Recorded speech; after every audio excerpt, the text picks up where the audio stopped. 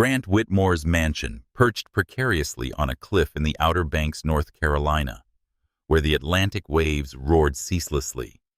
The three-story house with its large glass windows opening to the sea seemed as if it wanted to swallow the horizon whole.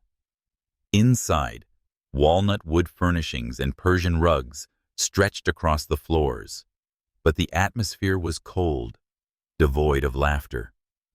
Grant, 38, sat in his study before a computer screen flashing stock charts.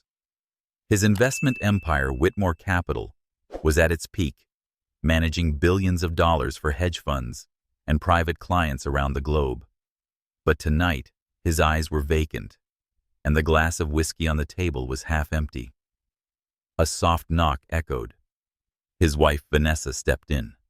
She was 35, her golden blonde hair tied up, still wearing a white blouse that carried the faint scent of hospital disinfectant. Vanessa was an endocrinologist and one of the top specialists at Duke Medical Center. They had been married for 4 years, a union once hailed by financial media as the perfect alliance of intellect and ambition. But Grant knew there was now an unfillable void between them. "Are you okay?" Vanessa asked gently, though tension laced her voice. She placed a stack of documents on the table, her eyes avoiding direct contact with his. Grant frowned and picked up the papers. Test results. He flipped through a few pages, skimming numbers and medical jargon. He didn't fully understand it, but the word azoospermia, underlined in red ink, made his heart clench. "What does it mean, Vanessa?" She took a deep breath and sat in the chair across from him. "Grant, you can't have children. The tests show you're completely infertile. There are no sperm in the sample. I double-checked and I'm sorry." Silence engulfed the room, broken only by the distant sound of crashing waves. Grant felt like someone had sucked all the air from his lungs. He looked at Vanessa, searching for hesitation, some sign that this was a mistake. But she only bowed her head, her hands tightly clasped. "I asked for the test to be redone, but the result didn't change," she said, her voice steady like she was reading a medical report. Grant stood up and stepped out onto the balcony. The cold ocean wind cut through him, stealing the warmth from the whiskey in his hand. He had always dreamed of a family, children running in the garden, laughter echoing through the halls. It was something he and Vanessa had promised each other when they exchanged vows on this very beach. But now that dream was shattered, and he felt like a failure, not just to Vanessa, but to himself. In the days that followed, Grant grew more withdrawn. He worked late into the night, avoiding dinners with Vanessa. Every time he looked at her, he thought he saw pity in her eyes, or at least he imagined it was pity. He wondered if she still loved him, or was staying only out of duty. That thought gnawed at him day after day.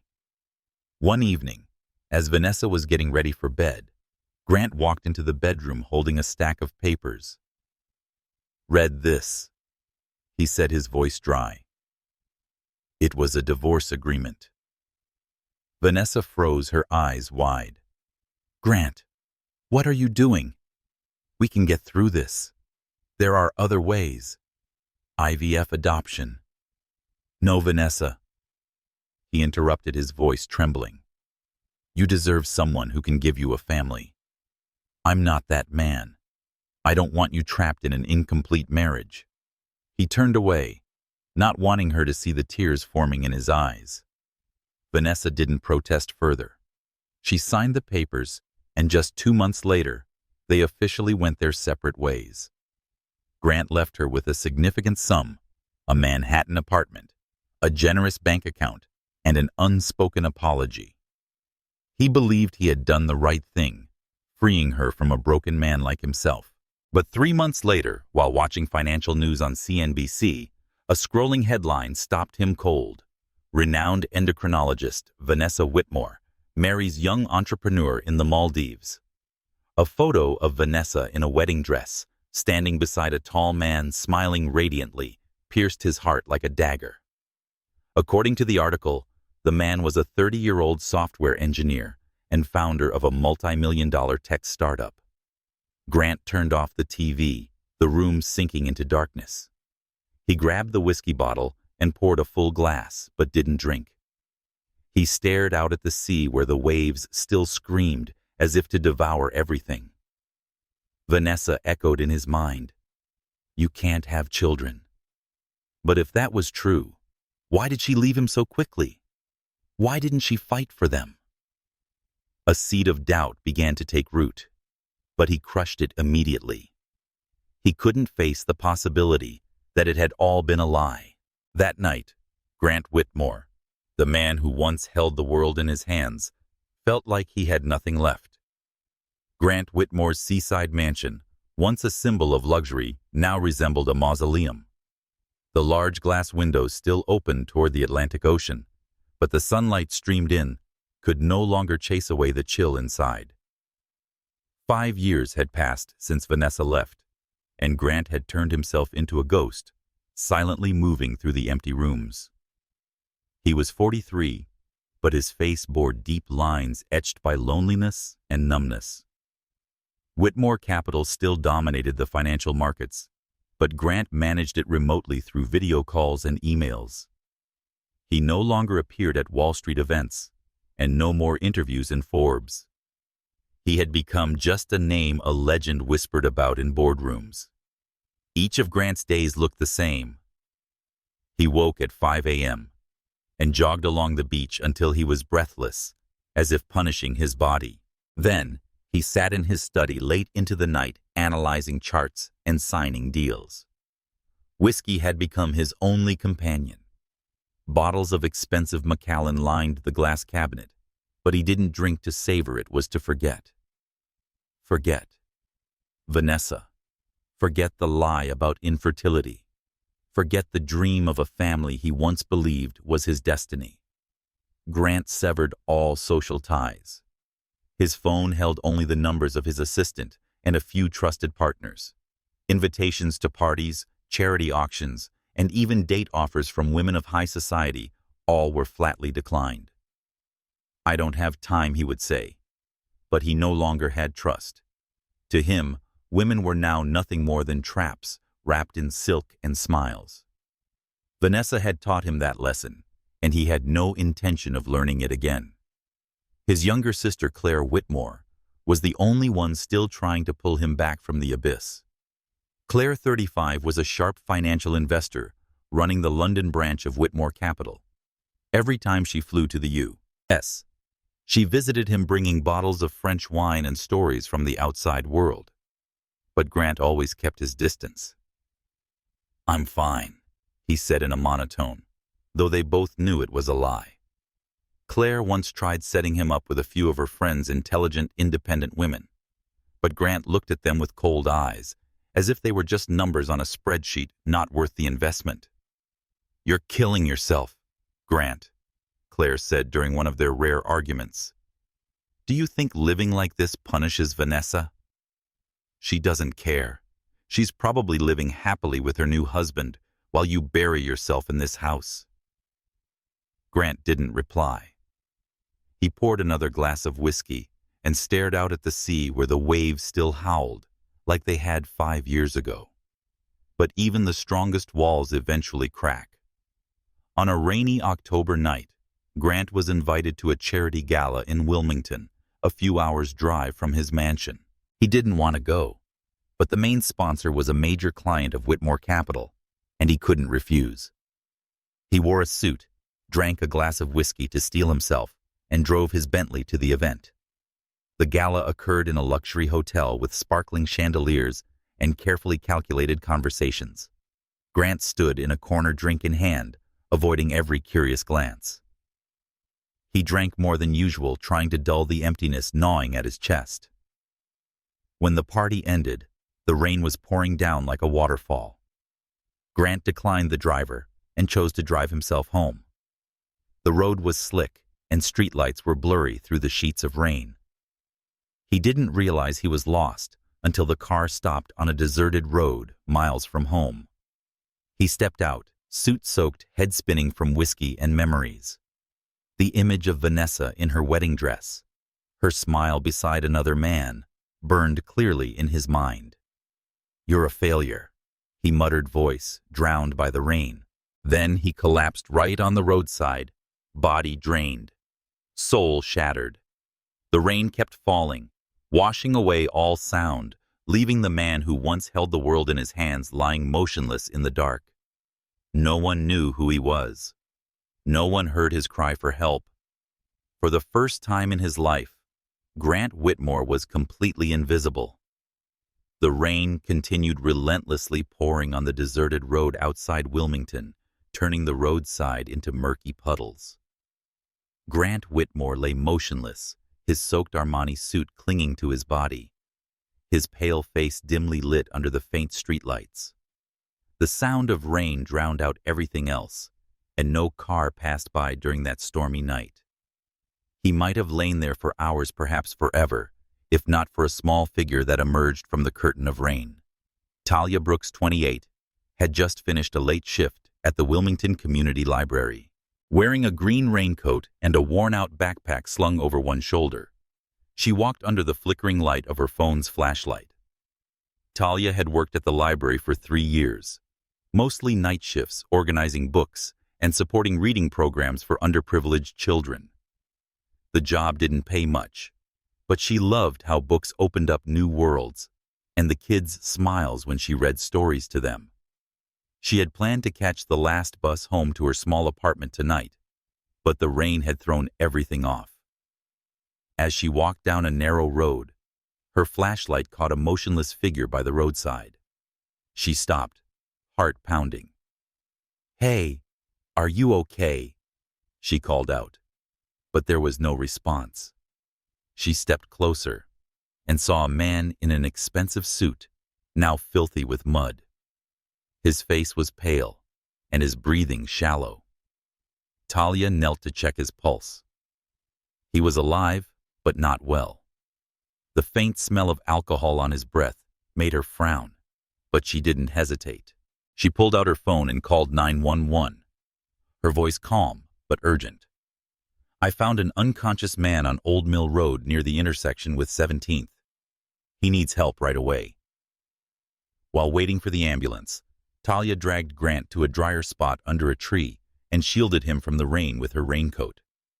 She didn't know who he was, had no idea he was wealthy or powerful. To her, he was just a human being who needed help. When the ambulance arrived, she rode with him to the hospital, even though it meant missing her last bus.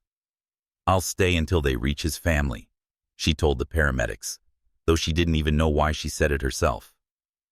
Grant was taken to the emergency room at New Hanover Hospital. The doctors determined he had mild hypothermia and was intoxicated, but had no serious injuries. They found his wallet, which had a platinum credit card and identification under Grant Whitmore, but there was no emergency contact information. The hospital staff tried calling Whitmore Capital, but no one answered at that late hour. Sitting in the cold waiting room, Talia remained the only person by his side. She didn't leave, even though her shoes were soaked and her thin sweater did little to keep her warm. She pulled a book from her backpack, The Alchemist, by Paulo Coelho, and read aloud, even though Grant was still unconscious. When you truly want something, the whole universe conspires to help you achieve it. She read, her voice soft, like telling a bedtime story to a child. She didn't know if he could hear, but she believed that a voice could be a light in the darkest moments. The next morning, Grant woke up in the hospital room, his head spinning. The white light from the fluorescent lamp made him wince. Looking around, he saw a black woman sitting in the chair beside his bed, nodding off with an open book on her lap. She wore a gray sweater, her curly hair loosely tied at the back, and her face looked peaceful, despite apparent exhaustion. Grant coughed and Talia startled awake. "You're awake," she said, relief in her voice. "I'm Talia. I found you on the road last night. The doctor said you're okay, need to rest." Grant looked at her, trying to process what she was saying. He wasn't used to unconditional kindness. "You saved me?" he asked, his voice hoarse.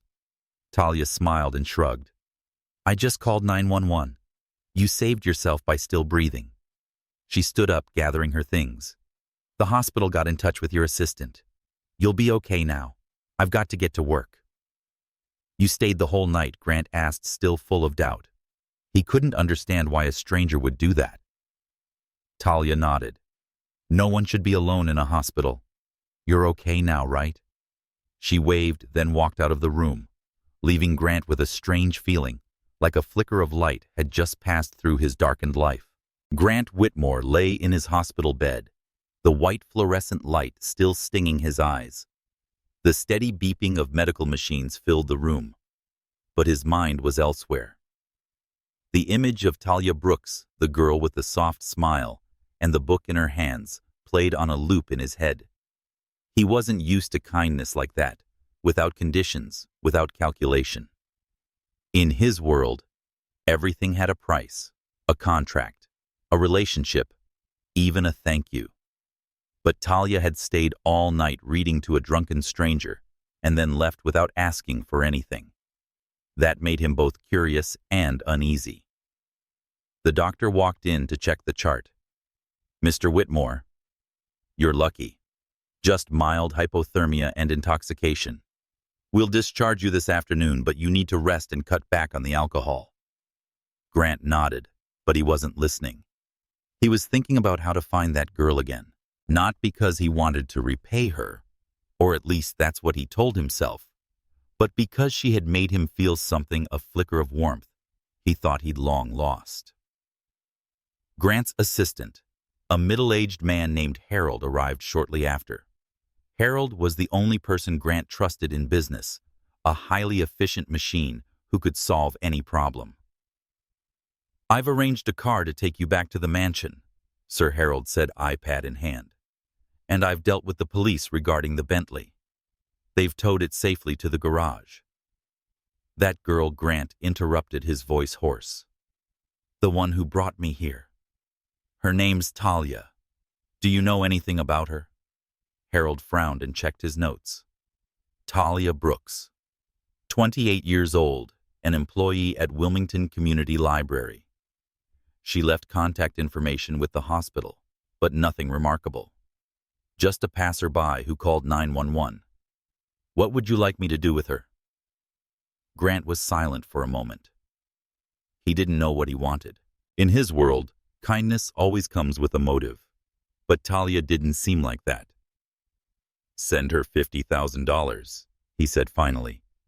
As a thank you. Transfer it directly and make sure she receives it. Harold nodded, asking no questions. For him, it was just another transaction in the day.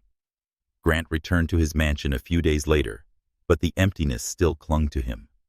He sat in his study, looking out at the ocean, whiskey in hand, now more a habit than a desire. His phone buzzed a message from Harold. The money has been transferred to Ms. Brooks's account, but she declined it. She asked for the full amount to be returned. Grant was stunned. He had never encountered anyone who refused money, especially $50,000, a fortune to most people. He called Harold immediately. What did she say? Her exact words. Harold repeated. She said, I didn't help him for money. He's a human being, not a checkbook. She also said, if you want to thank her, go to the library and donate books. She was quite firm, sir. Talia's words echoed in Grant's mind. He's a human being, not a checkbook. It touched something deep inside him, a part that once believed he was worth more than the numbers in his bank account. But after Vanessa, after 5 years of isolation, he had forgotten that. Talia, a stranger, had reminded him. He stood up, put on a simple button-down shirt instead of a suit, and drove to the Wilmington Community Library. The library sat in a modest neighborhood, its white walls yellowed with age and the sign slightly crooked. Inside the space was warmer than he expected, filled with colorful shelves and the murmur of children from the reading corner. Grant saw Talia right away. She was kneeling next to a little boy pointing to a picture book about dinosaurs, her voice gentle yet enthusiastic. A triceratops isn't a dinosaur, but lived during the same time. Grant watched from a distance. She wore a green sweater, her curly hair tied up high and no makeup, but there was a strange charm about her. Not the glamorous beauty of the women he used to meet on Wall Street, but something real. When she looked up and met his gaze, she smiled unsurprised. "You're the guy from the hospital, right?" she said, standing up. "You look better." "Grant." He introduced himself, leaving out his last name. "I came to thank you for that night." Talia waved it off. "It's nothing. I just did the right thing." She turned back to the shelves, continuing to arrange books. "But if you want to help, the kids here need new books. The library's budget can't cover much for science or adventure titles." Grant nodded, but he didn't leave. He wanted to say something to understand why she turned down the money and why she had been kind to someone like him. "You didn't take the 50,000, he said, voice low. "Why?" Talia paused, looking him straight in the eye. "Money doesn't buy kindness, Grant. I helped you because I wanted to, not because I expected a reward. If you want to thank me, do something meaningful. Like live better, for example." Her words hit him like a blow. Live better. He hadn't lived, only existing for the past 5 years. Grant left the library with a strange feeling, not quite hope, but a small flicker of light enough to make him want to return. Grant Whitmore returned to his seaside mansion, but this time, the familiar coldness of the space seemed less suffocating. Talia's words, "If you want to thank me, do something meaningful, like live better," maybe still echoed in his mind. It wasn't a poetic piece of advice, but it was honest.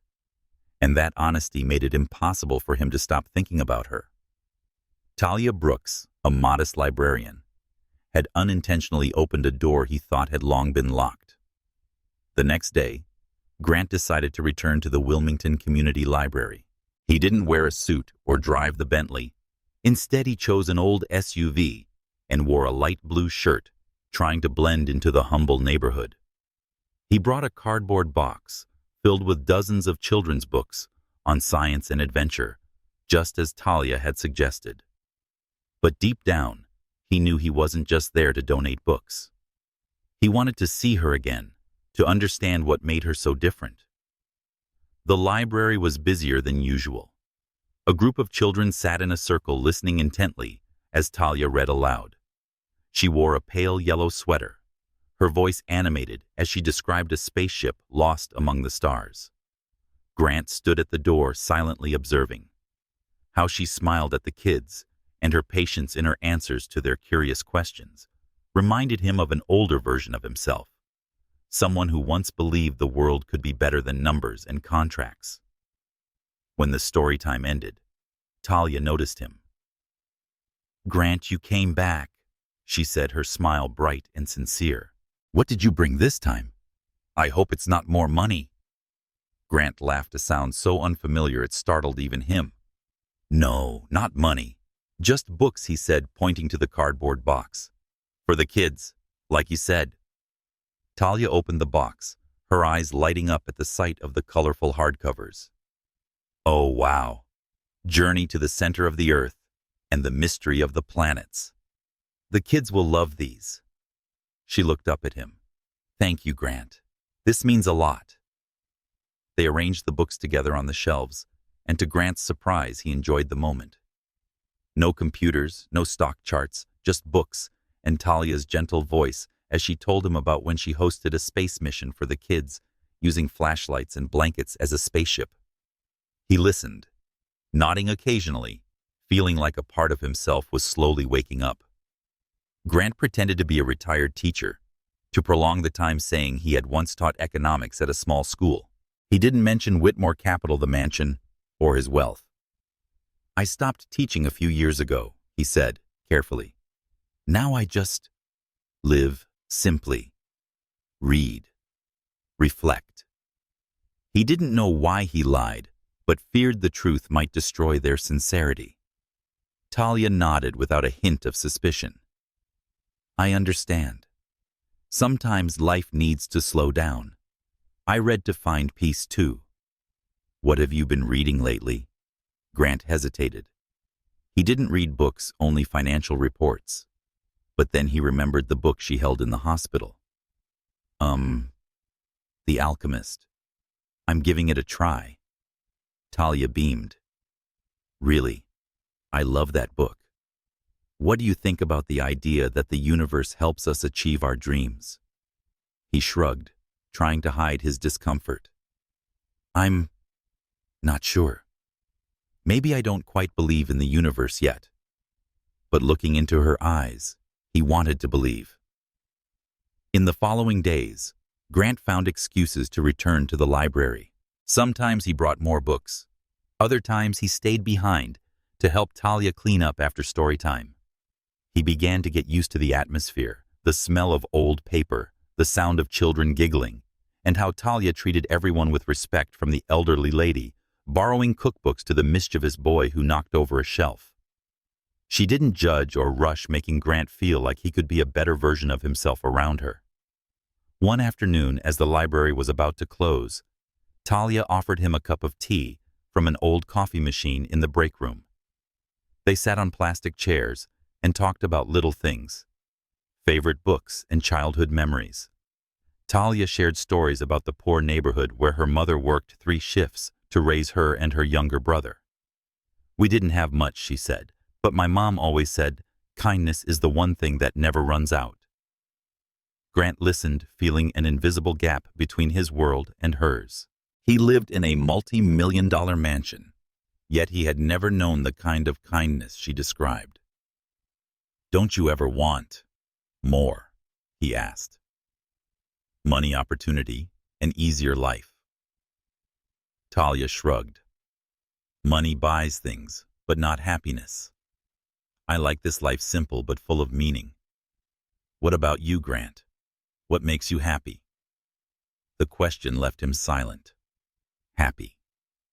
He didn't know what that word meant anymore, but looking at Talia, he thought that maybe, just maybe, she was showing him the path to finding it again. Grant Whitmore began to feel a subtle shift within himself, as if a long-locked door were slowly creaking open. His visits to the Wilmington Community Library had become a routine. He went to bask in the sense of peace she brought, not just to see Talia Brooks. Around Talia, he didn't have to be the billionaire of Whitmore Capital or wear the mask of the invincible man. He was Mr. Grant, the man who brought books for the children, and liked to listen to her talk about adventure novels. But along with that warmth came a creeping fear. Grant realized he was developing feelings for Talia, not a fleeting infatuation, but something deeper, something that made his heart race every time she smiled. And that terrified him. After Vanessa, he had sworn never to let anyone close to his heart again. Love to him had become a gamble he no longer wished to play. But Talia slowly dismantled every wall he had built with her honesty and simplicity. While helping Talia shelve books after story time one afternoon, Grant decided to test her. He didn't want to believe her kindness was just a facade, but he needed to be sure. In his world, kindness often came with motive, and he couldn't endure another betrayal. Talia, he began hesitantly, there's something I need to tell you. She looked up from the bookshelf, her warm brown eyes meeting his. What is it, Grant? You look serious. He took a deep breath, trying to keep his voice steady. I just got some bad news. An old investment of mine from when I was still teaching collapsed. I'm nearly bankrupt now. Nothing left but a few small savings accounts. He lowered his head, feigning distress. I just thought you should know, because you've been kind to me. Talia was quiet for a moment, making Grant nervous. He waited for her to change, to withdraw with an excuse, just like Vanessa had when he was no longer the perfect man in her eyes. But instead, Talia stepped forward and gently placed a hand on his shoulder. Grant, I'm sorry to hear that, But money isn't everything.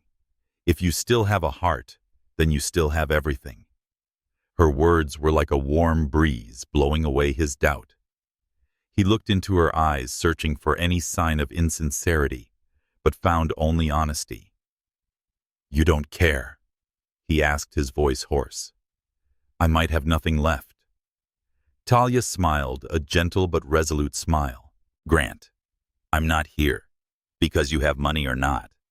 I'm here because you're a good person, because you bring books for the kids and listen when I talk about silly dreams. That's what matters." She paused, then added, "Come to my place tonight. I'll cook something. Nothing fancy, just a meal." Grant was stunned. He had prepared himself for rejection, but she invited him to dinner instead. "You're sure?" he asked, still not believing his ears. "I'm sure," Talia grinned. "But don't expect anything gourmet. I only know how to make spaghetti and garlic bread." That evening, Grant drove to Talia's neighborhood, a worn-down residential area with small houses lined up closely. Her apartment was on the second floor of a red brick building, the staircase creaking with each step and the faint smell of baked goods in the air. When Talia opened the door, she wore a simple t-shirt and apron, her hair loosely tied. "Come in. Don't be shy," she said, leading him into a small but cozy kitchen. Dinner was homemade spaghetti with tomato sauce and garlic bread, simple, yet more satisfying than any five-star restaurant meal Grant had ever tasted. They sat on an old couch and talked about everything from favorite books to childhood dreams. Talia shared how she and her younger brother once pretended to be astronauts in their backyard, using cardboard boxes as spaceships. Grant laughed, feeling for the first time in years like he was truly present in the moment. When Talia asked about him, Grant hesitated.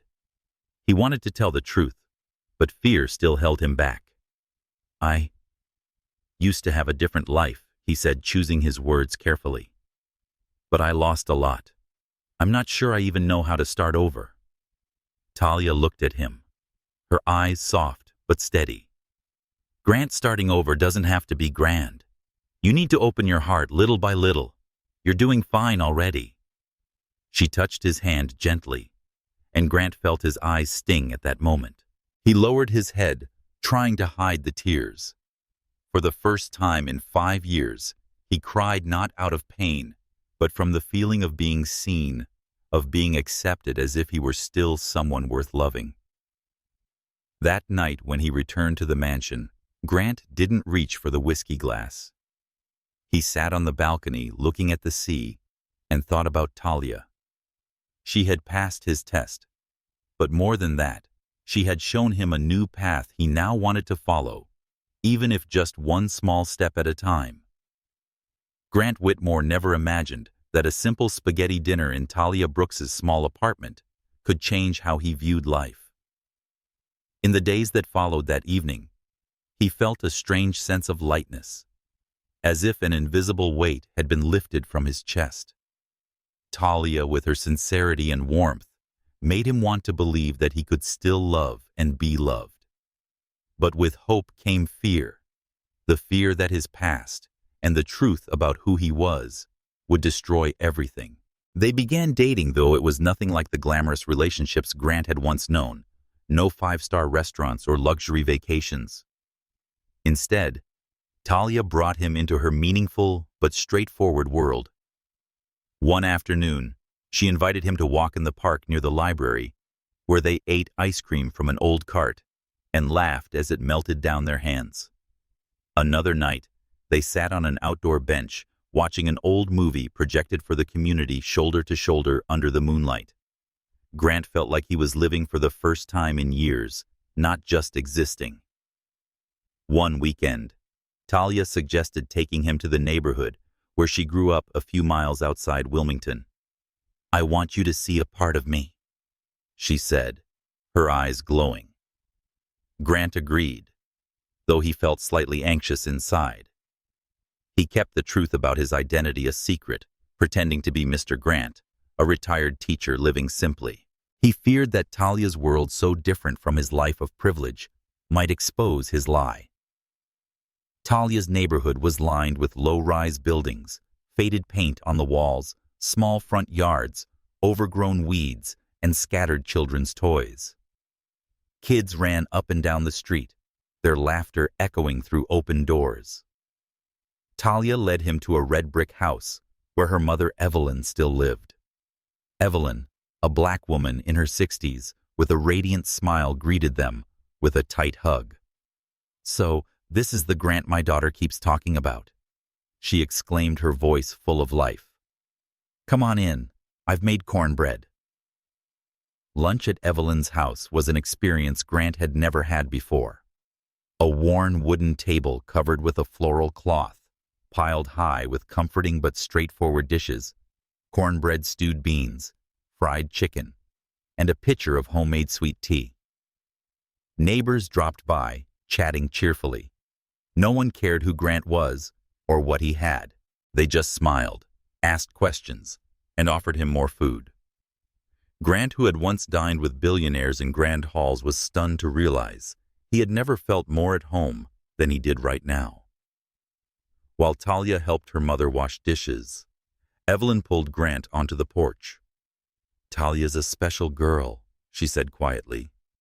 "She puts her heart into everything, but that also means she gets hurt easily. If you're going to be in her life, you'd better cherish her." Grant nodded, feeling a new kind of pressure. He wanted to cherish Talia, but the truth about himself, about Whitmore Capital, about his billion-dollar empire, was becoming a heavier burden by the day.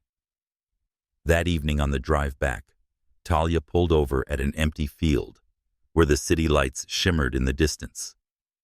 They sat on the car's hood, gazing up at a sky full of stars. "Thank you for coming with me today," she said softly. "I know that neighborhood isn't fancy, but it's home. It made me who I am." Grant looked at her, his heart pounding. He knew this was the moment to tell her the truth, but he couldn't. Instead, he shared another part of himself, the most painful one. "Talia." He began, his voice trembling. "I was married once. She told me I couldn't have children, that I was infertile. I believed her, and I let her go because I thought I wasn't enough. But then she remarried soon after, and I don't know if I've ever forgiven her, or myself." Talia was silent, but she took his hand and gently squeezed it. Then she pulled him into a hug tight enough that he could feel her heartbeat. "Grant," she whispered, "no one has the right to make you feel broken. You are not defective. You are enough just as you are." Her words were like medicine soothing a wound he had carried for 5 years. Grant held her, feeling like a part of his soul was finally healing. He still hadn't told her the truth about his wealth, but for the first time he felt he could face it, not today, but soon. With Talia by his side, he believed he could become the man she saw. Not billionaire Grant Whitmore, but simply Grant, a man learning how to love again. The relationship between Grant Whitmore and Talia Brooks was growing deeper, like a small but persistent flame burning in Grant's heart. Evenings together at the library, sunset walks, and simple conversations had become the medicine that healed his 5-year wound. He still hadn't revealed the truth about his billionaire identity, but each day besides Talia, he longed more and more to be his true self with her. Yet just as Grant began to believe happiness could be his, the past returned like a storm. While Grant was at his mansion going through work emails one morning, the doorbell rang. He frowned. Few people ever came without notice. His assistant Harold had gone to answer it, but the voice echoing down the hallway made Grant freeze. It was Vanessa Whitmore, his ex-wife. Her voice was still sharp and confident, just like the day they split. "Harold, I need to see Grant. It's important." Grant stood up, heart pounding. He walked into the living room and saw Vanessa standing there, still as beautiful as she had been 5 years ago. Her golden hair was pulled back, and her form-fitting dress accentuated her figure, but her eyes held something different now, a carefully masked desperation. "Grant," she said, forcing a smile. "It's been a long time." "Vanessa," he replied coldly. "What do you want?" She stepped closer, her high heels clicking on the wooden floor. "I know you don't want to see me, but please hear me out. I regret everything. Our marriage, the way I left. I want to make things right." She paused, her gaze measuring him. "And I want to try again with you. We can have children, Grant. IVF has come a long way. I've done the research and know we can do it." Her words hit Grant like a punch to the chest. He stared at her, searching for signs of sincerity, but saw only a woman trying to reclaim something she'd lost. "Regret," he repeated, voice laced with sarcasm. "You remarried 3 months after our divorce, Vanessa. You lived happily with that engineer, and now you're back. What happened?" "Out of money." Vanessa's face flushed, but she quickly regained composure. "I'm not denying my mistakes, but I've left him. I realized you were the one I loved, and I know you still want a family. I can give you that." Grant turned away, fists clenched. He wanted to scream, to throw her out, but a part of him, the part still haunted by the lie about infertility, craved an answer. "Why, Vanessa?" he asked hoarsely. "Why did you tell me I was infertile? Why did you destroy everything?" Vanessa blinked, seemingly unprepared for his directness. I just wanted to protect you. The test results were real, Grant. I wasn't lying." But her voice trembled slightly, and Grant knew she was hiding something. Before he could respond, Vanessa changed tactics. She pulled out her phone, swiped quickly, and handed it to him with an online article. "I heard you're seeing someone, a library worker." "Grant, who is she?" "A gold digger. She knows you're rich and she's using you." The article from a tabloid site was titled, "Billionaire Grant Whitmore, Dating Poor Girl Love, or Con." Grant felt his blood boil. He threw the phone onto the sofa. "How dare you, Vanessa? You don't know her. Talia is not like that." Vanessa smirked. "Really? Then why is she clinging to you? A girl who works at a library, living in the projects, suddenly catching the eye of a billionaire. You're too naive, Grant." She stepped closer, placing her hand on his shoulder. "I'm just trying to protect you. I still care about you." Grant shrugged her hand off, his voice shaking with anger. "Get out, Vanessa, and don't ever come back." She stared at him momentarily, leaving the room steeped in heavy silence. But Vanessa didn't stop. In the days that followed, rumors spread across social media and tabloids. Sensational headlines labeled Talia a gold digger, a poor girl looking for a way out. Some articles even published secret photos of her working at the library.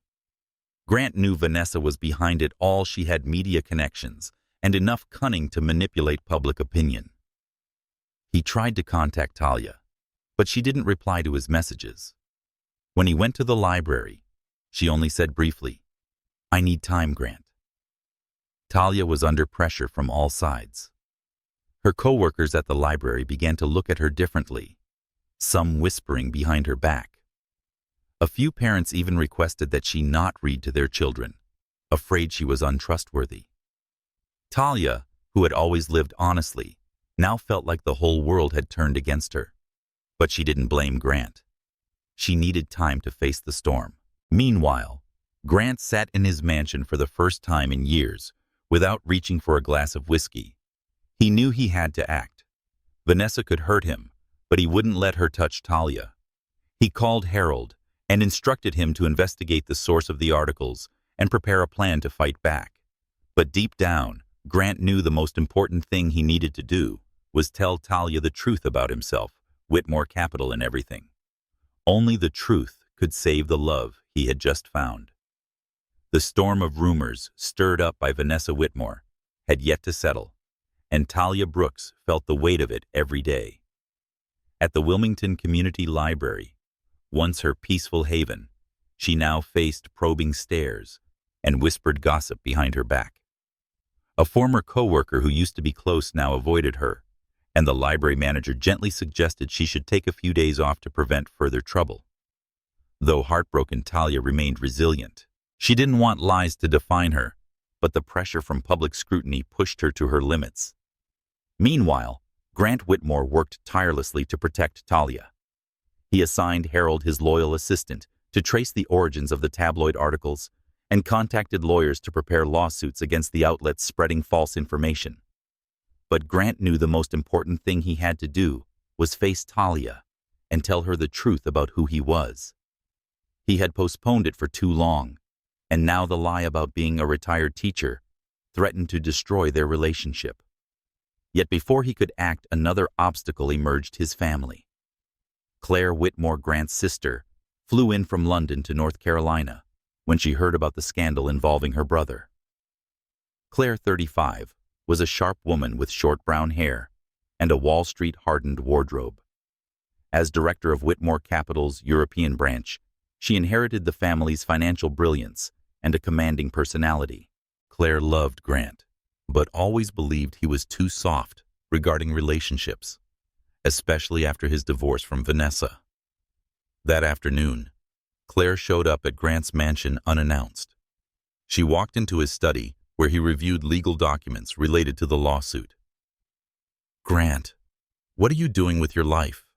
she began, her voice full of disappointment. "The whole world is talking about you and that library girl. Do you know how this could affect Whitmore Capital's reputation?" Grant frowned, setting the documents aside. "Claire, this isn't your business. Talia isn't who the tabloids say she is. She's a good person, and I love her." Claire crossed her arms, her eyes sharp. "Love Grant? How long have you known her?" "A month, too. She works at a library, lives in the slums, and suddenly she's dating a billionaire. Doesn't that strike you as suspicious? Vanessa might have been a snake, but at least she was right about one thing: this girl could be using you." Grant stood up abruptly, his voice trembling with anger. "Don't compare Talia to Vanessa. She doesn't even know I'm a billionaire. I told her I was a retired teacher. She's with me for who I am, not for money." Claire was stunned, and then let out a bitter laugh. "A retired teacher? Oh, Grant, you've lost it. You lied to her, and now you think this is true love. How do you think she'll react when she finds out? She'll either walk away or, worse, cling even tighter for the money." Her words cut deep, but Grant refused to believe them. "You don't know her, Claire. Talia isn't like that." Claire didn't back down. She hired a private investigator to look into Talia and returned a few days later with a file. Talia Brooks, 28 years old. I grew up in a poor neighborhood. Her mother worked as a janitor, no significant assets. He still owes student loans. She has nothing to lose, Grant. She's a risk you can't afford. She placed a check on the table written for $1 million. Meet with her. Give her this. Ask her to walk away. If she refuses, it only proves she wants more." Grant looked at the check, feeling sick. "You think I would do that? Try to buy off the woman I love? You don't know anything about me, Claire." But Claire didn't stop. She went to the library herself, where Talia was shelving books, though tired from the stress of recent days. Talia greeted Claire politely. Claire got straight to the point. "Ms. Brooks, I'm Claire Whitmore, Grant's sister. I'm here to offer a deal. Leave my brother and you'll get $1 million. This is your chance to change your life." Talia was stunned, but quickly regained composure. She took the check, looked at it momentarily, and then tore it to pieces before Claire letting the shreds fall to the floor. "You think I'm with Grant for money?" she said, her voice calm but cutting. "I love him for who he is, not for what you think he has. You can keep your money. I don't need it." Claire was speechless but didn't apologize. She left, leaving Talia with a heavy heart. That evening, when Grant heard about what had happened from Talia, he hugged her tightly, apologizing for his sister's actions. "I didn't know Claire would do that," he said, voice full of regret. But thank you, Talia. Thank you for being you. Talia gave him a faint smile, but she held his hand. Grant, I don't care about money or fame. I want us to be honest with each other. If there's something you haven't told me, say it now. Grant felt his chest tighten. This was his chance to reveal the truth, but he was still afraid of losing her. I promise, he whispered. I'll tell you everything. Just give me a little more time. Talia nodded, but her eyes showed she was waiting not just for the truth, but for his courage. The storm of public opinion continued to assault Talia Brooks. The tabloid articles cleverly orchestrated by Vanessa Whitmore spread across social media, turning Talia into the target of vicious criticism.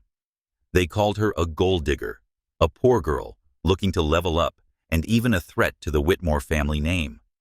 At the Wilmington Community Library, where she once found joy in books and children's laughter, the place now felt like a battleground. Some co-workers distanced themselves. Parents whispered behind her back, and the library manager, though reluctant, suggested she take unpaid leave for a few weeks, until things calmed down. Though resilient, Talia felt the very foundation of her life begins to crumble. Meanwhile, Grant Whitmore refused to back down. He hired a top legal team to sue the outlets for spreading false information and instructed Harold to thoroughly investigate Vanessa's ties to the articles. But Grant knew legal action was just the surface. What mattered most was standing up for Talia against public slander and within her heart. He had delayed telling her the truth about who he was for far too long, and now that she was suffering because of him, he couldn't hesitate any longer. One evening, Grant went to Talia's apartment. She opened the door, her eyes tired, but offering a faint smile. Grant, I'm not sure this is the right time, she said hoarsely. Everything is such a mess. Talia, I need to talk to you, Grant replied firmly. Not just about what's happening, but about me, about the truth. He stepped inside, and they sat on the worn couch in her small living room. Grant took a deep breath and began. I'm not a retired teacher. I'm Grant Whitmore, the chairman of Whitmore Capital, a multi-billion-dollar investment firm. I lied to you because I was afraid you would see me differently if you knew the truth. But I was wrong, Talia. You deserve to know, and I can't let you suffer anymore because of my cowardice.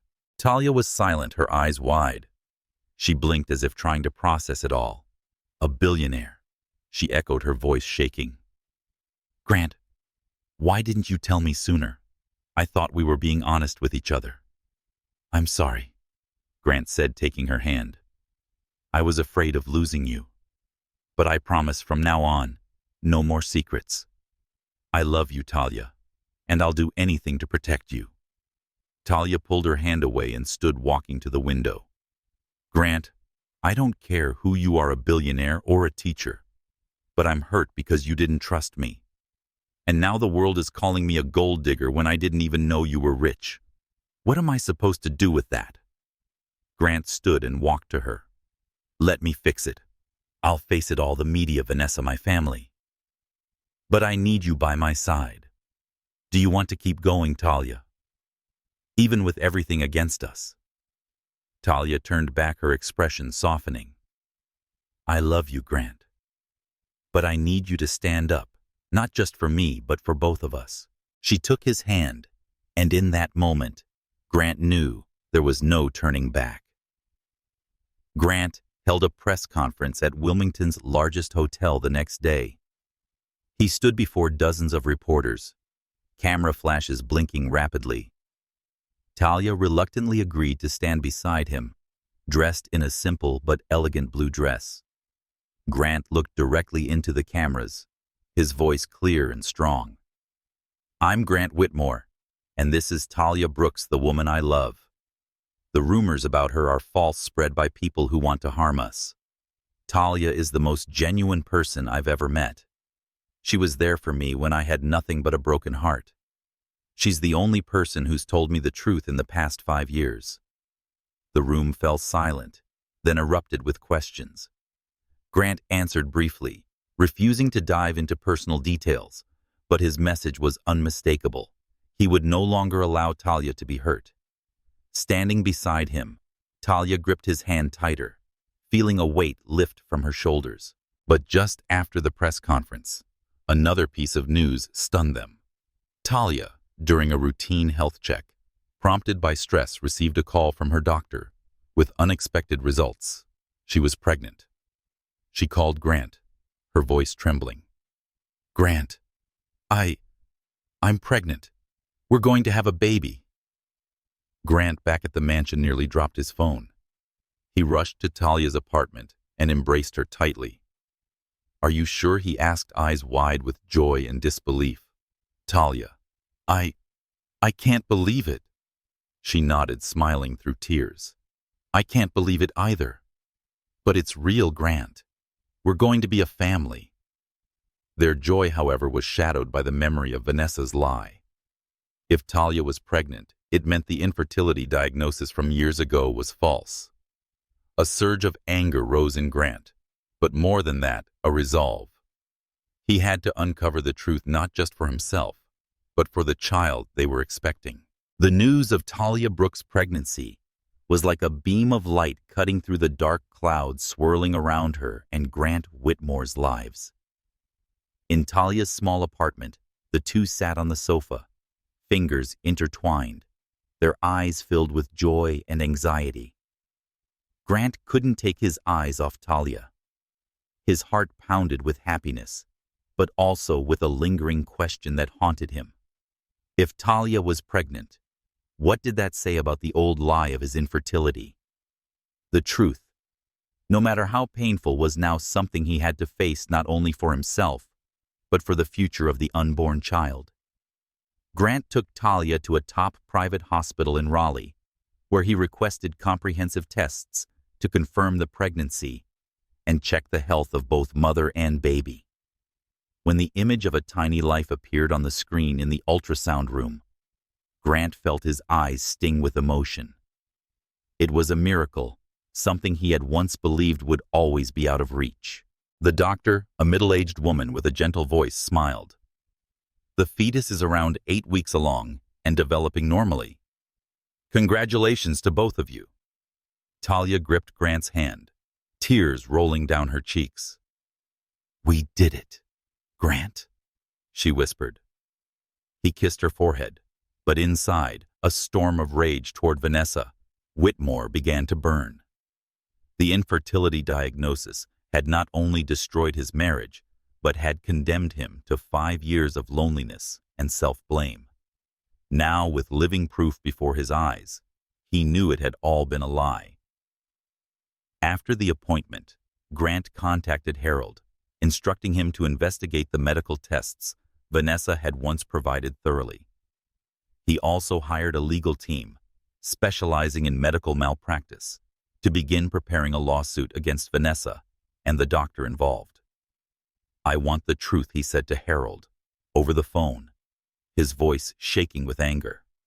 "Every document, every report, every email tied to that diagnosis. I need to know who was behind that lie." Meanwhile, Talia returned to the library after her time off, determined not to let the rumors defeat her. Grant's press conference had eased public pressure, and a few co-workers began apologizing for distancing themselves. Standing before the shelves arranging children's books, Talia felt a renewed strength. The child growing inside her was the reason to keep going no matter the obstacles. But she also worried about Grant. She saw the fire in his eyes every time Vanessa's name was mentioned. A week later, Harold brought a thick folder to the mansion. He sat with Grant in the study, his voice steady and low. "We found the evidence, sir. The original infertility report was fabricated. The azoospermia result wasn't based on your sample. There are signs Vanessa paid off a lab technician to alter the results. We also uncovered emails between her and a doctor at Duke Medical Center who agreed to confirm the diagnosis without verifying it." Grant clenched his fists, blood surging to his head. "Why?" he asked hoarsely. "Why would she do that?" Harold shrugged. We don't have direct proof of motive yet, but she wanted out of the marriage without ruining her reputation. Claiming you were infertile let her leave with dignity and a large financial settlement." Grant stood up and walked to the balcony, gazing at the ocean. The waves still howled just like 5 years ago, but now he was no longer a broken man. He had Talia, a child, on the way, and would not let Vanessa escape justice. He turned back to Harold and said, "Prepare the lawsuit. I want Vanessa and anyone involved to be held accountable." The lawsuit moved quickly. Grant publicly accused Vanessa and the lab of medical fraud, emotional harm, and financial damages. News of the case spread fast. This time, the public stood with Grant. Vanessa, already discredited by her media games, became the focus of harsh criticism. She tried to deny everything, but the evidence was overwhelming, and she gradually retreated from the spotlight. While the case proceeded, Grant and Talia focused on their future. Together they decorated a small corner of Talia's apartment as a nursery, choosing warm colors and hanging cheerful children's artwork. As they sat together one evening, Talia smiled and placed her hand on her belly. "I think we should name her Hope," she said. "Because she's our hope, isn't she?" Grant nodded and pulled her into his arms. "Hope," he repeated, his voice choked with emotion. "Perfect." But their joy did not dim Grant's resolve. He knew the lawsuit wasn't just about justice. It was about closure, about putting the past behind him so he could move forward with Talia and their daughter, free of Vanessa's shadow. Every night, as he watched Talia sleeping beside him, Grant silently vowed to become the father and husband she and Hope deserved. 1 year later, the garden behind the Wilmington Community Library bloomed in the early summer sunlight. The wildflower beds Talia Brooks had long tended burst into full color, painting the space in golden yellows and soft purples. In the center stood an old wooden table draped with a simple white cloth, surrounded by a few dozen folding chairs for guests. It wasn't an extravagant affair, but full of love and meaning. Grant Whitmore and Talia had chosen this place where they first met through books and kindness to hold their private wedding. Talia stepped out of the library wearing a simple white wedding dress, graceful and unadorned. Her curly hair was let down naturally, dotted with tiny flowers. In her arms was Hope, their 1-year-old daughter, with brown eyes like her mother's, dressed in a sweet little white dress, babbling and smiling. Grant waited at the end of the path, not in a tailored suit as he once would have, but in a white linen shirt and light trousers.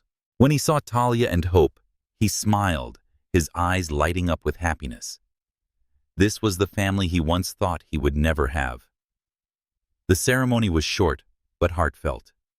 Mrs. Evelyn, Talia's mother, stood up to read a poem about love and trust, her voice strong, but choked with emotion. One of Talia's library friends played a gentle melody on the guitar, blending into the breeze. When they exchanged rings, Grant took Talia's hands and spoke from the heart. "Talia, you saved me not just once, but every day since we met. I vow to spend my life loving and protecting you and Hope." "Talia," eyes glistening, replied Grant, "you've given me a family, and I will always stand by you no matter what." The guests applauded, but there were no reporters, no camera flashes, only their closest loved ones. Evelyn, a few friends from Talia's neighborhood, some library co-workers, and Harold, Grant's loyal assistant, quietly wiping tears in the garden corner. Claire Whitmore, Grant's sister, was also there. After the incident with the check, Claire apologized to Talia and slowly accepted her.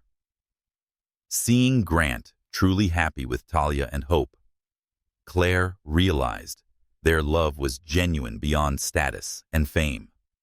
After the ceremony, everyone gathered around the table to enjoy a meal prepared by Evelyn and neighbors: roast chicken, cornbread, garden salad, and Talia's homemade chocolate cookies. Hope sat on Grant's lap giggling and reaching for a cookie, making everyone laugh. Grant looked around, feeling a peace he had never known before. He was no longer a lonely billionaire in a cold mansion. He was a husband, a father, and a part of this community. The lawsuit against Vanessa Whitmore had concluded months earlier. The court ruled that she and the lab had to pay a large settlement for medical fraud, and Vanessa lost her medical license. She disappeared from the public eye, no longer spreading rumors or appearing in the press. Grant didn't feel triumphant, just a sense of closure. The past no longer haunted him. He had found his future in Talia and Hope. Now Mrs. Whitmore Talia returned to work at the library after giving birth.